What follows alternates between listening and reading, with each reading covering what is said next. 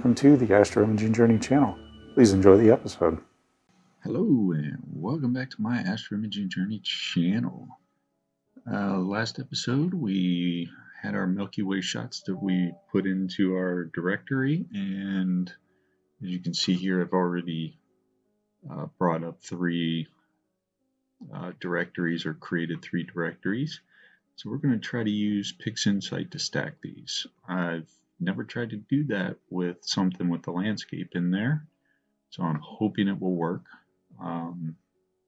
Trial by fire, I guess.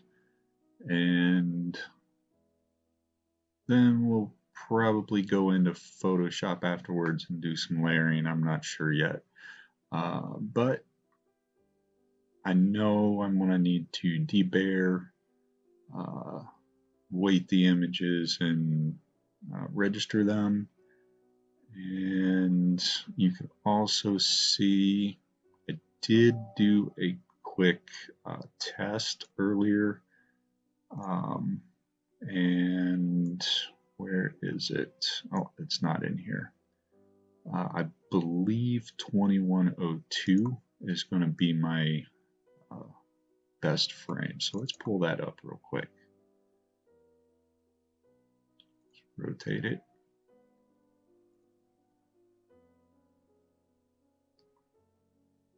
And it's not my best frame for the landscape at the bottom, but that's okay. I'll have to go through these later to try to find something. If we pull that back up, you can see it was a little breezy, and some of these trees just, they don't look that great. So hopefully I got something that comes out a little bit better, but I'll find one and we'll go with that. We'll get into that a little bit later. So first thing, we know we have my process icons set for DSLR imaging, which I probably should rename these. Let's do DSLR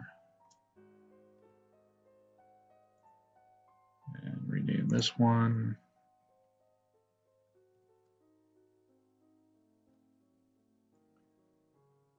DSLR post-processing might not, it is different because we are pulling in individual color frames and luminosity for the LRGB, so that's okay. It's not the subject of this video. Let's pull up my image integration for the DSLR processes. We don't have any calibration frames, so bias darks, flats, calibration, and cosmetic color. Yeah, those we're not going to use. So we're going to start with the lights debear. We're just going to go ahead and we're going to do a clear and add files. And we're going to select all of our images. All I did was selected one, Control A. While still holding Control, I deselected the folders. We're going to want to move over to our new directory for debared, and we'll let this run.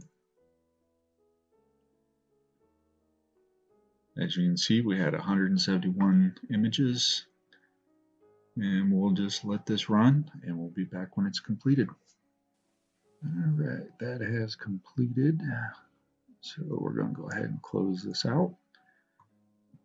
Then we're going to go into our some frame selector.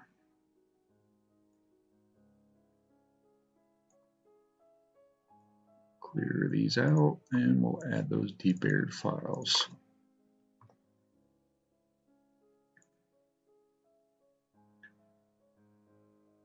Leave everything else the same except for our output directory.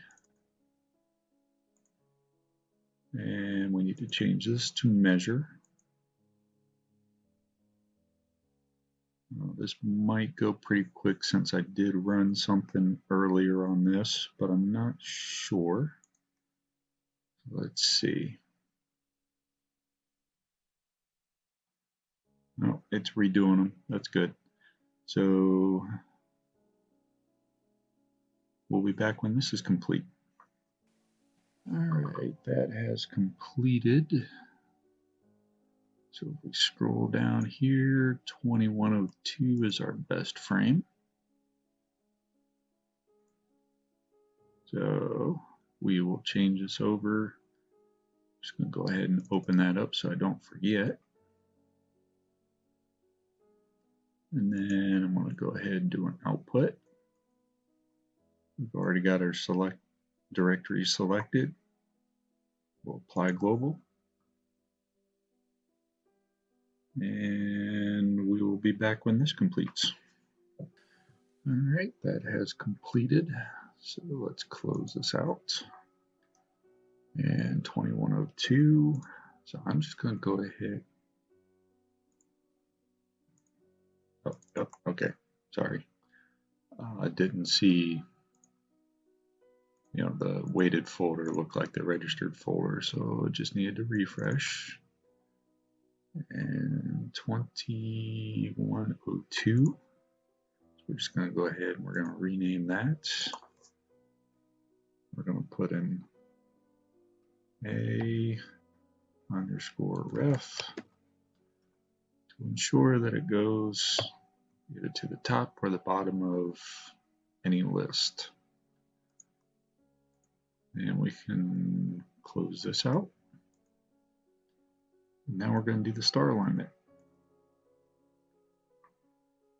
So we're going to pull up our reference file, which should be in our weighted. As you can see, it's at the top. I'm going to clear out the target images, add all of our images. We're not going to generate drizzle data. And we're going to change our directory to our registered directory. And everything else I'm going to leave as default from the normal settings that I have had before. If we get any failures, we'll come back and make some adjustments. Let's go ahead and apply global.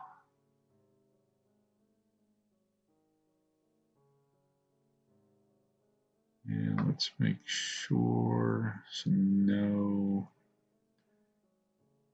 issue with the reference. If there's any issues with the files, I'll break in and we'll see what was going on. Otherwise, we'll be back when this completes. All right, that actually completed. Let's take a look, and 171 succeeded. That is awesome. None of them failed. We'll go ahead and we'll close this out, and then we'll do a little local normalization. We'll set our reference. Go into our registered, pull our reference, clear this out. And we'll add all of our files in. Change our directory and make sure it's the registered one. And we'll apply global. So we'll be back when this is complete. Hello, and yeah, welcome back. I'm in front of the camera, so something obviously went wrong. Hence the delay in getting this video edited and back out to you. After the starting of the image integration process, video froze. So I'm thinking maybe, well, I thought maybe that the processor number, maximum number of processors to use had changed when I upgraded PixInsight to the latest version. It had not, So I've been getting a couple odd errors, and not only PixInsight, but a couple other things that I was doing as well. And I think might have a bad memory board. So, might be failing. I'm getting some memory allocation issues. But what I did do was I went back through after seeing that froze, and tried to redo it so we would have it. And unfortunately, it froze yet again during the image integration process. It froze. It did not freeze during Lightroom, or Photoshop, but the fact that I was just going through and then, was trying to redo everything, it just, I spent, that image integration part of it takes about 3 hours for the 171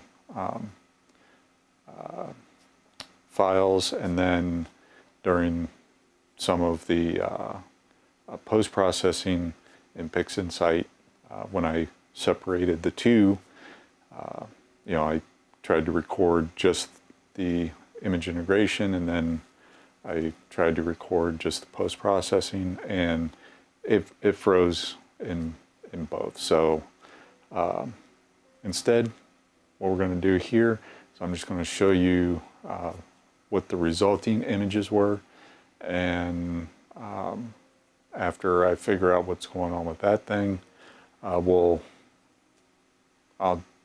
try to get some better data, because you'll see what I'm talking about here in a couple of seconds. The clouds and the haze kind of messed with the data a little bit. I still like it, but I know it can be better, so I'm hoping for a drier, less humid day to get back up there, redo what I did, and have better data to work with, and we'll see what transpires out of that.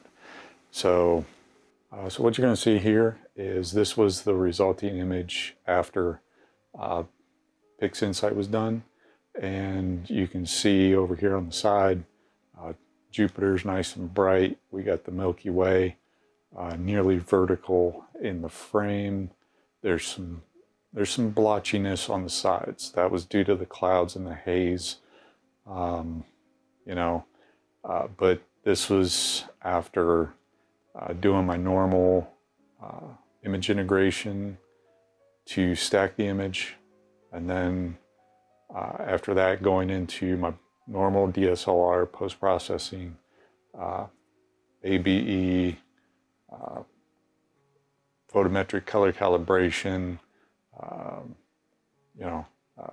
didn't use deconvolution, but denoising, sharpening, the normal process if we go back before I got the mono.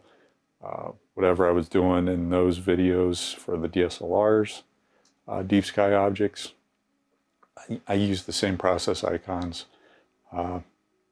Sharpening, you revealed a little bit of some weird artifacts, so I did not use sharpening. However, I did use denoising, so multi-scale transformation, async, arcsine sync did not work, so I had to use morphological transformation and histogram transformation, and same things as before, like I said. So this was the resulting image coming out of PixInsight, and let me zoom into the bottom, and you can see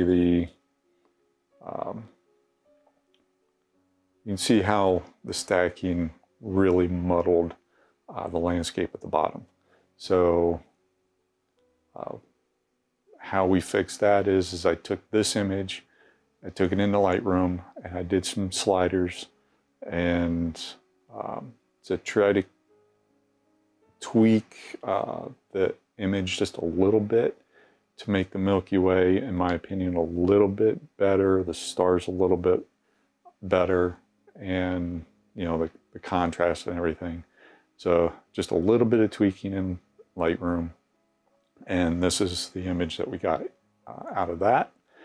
And so if we flip back to the PixInsight, and now back to Lightroom, I think it looks just a touch better.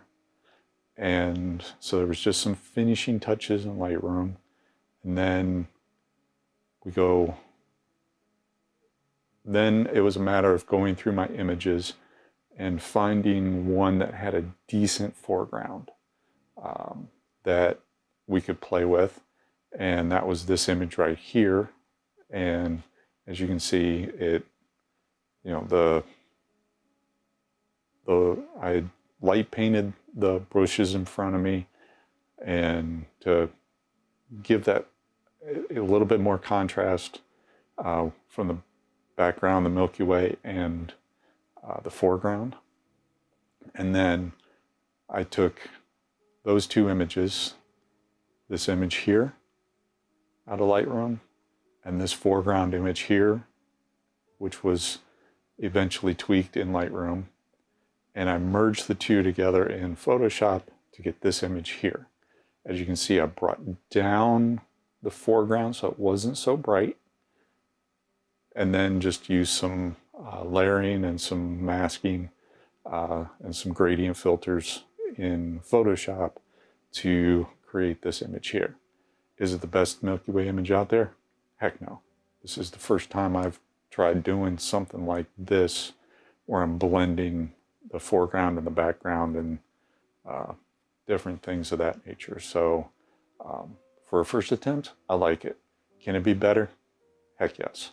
But I know areas that I need to improve, especially in the data acquisition and better planning as far as the humidity and the cloud cover.